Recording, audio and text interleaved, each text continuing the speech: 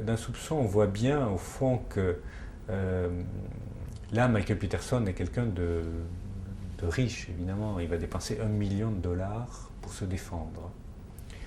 Mais quelqu'un qui aurait été de la classe moyenne, quelqu'un qui, euh, quelqu'un qui gagne 3 000 euros par mois, n'aurait pas droit à un public defender, serait obligé de se payer donc un avocat pénaliste, et, et, et celui qui doit payer pour sa défense paye aussi de l'enquête, ce qu'on voit bien dans le film.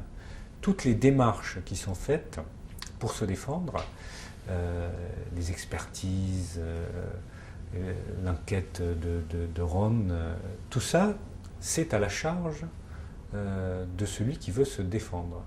Si vous n'avez pas l'argent, vous ne pouvez pas vous défendre. Et en face, vous avez l'État.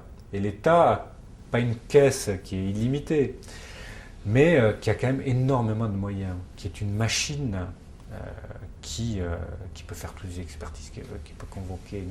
Ils ont construit un escalier à l'échelle exacte d'une réplique. Enfin, ils ont fait énormément de tests, de choses pour.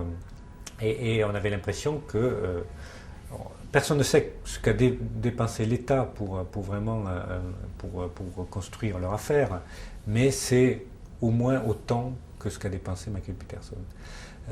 Donc, si vous êtes un citoyen, un simple citoyen qui gagne normalement sa vie, c'est extrêmement difficile de se défendre quand l'affaire est complexe et que ça nécessite énormément d'investigation, d'enquête, et c'est extrêmement déséquilibré.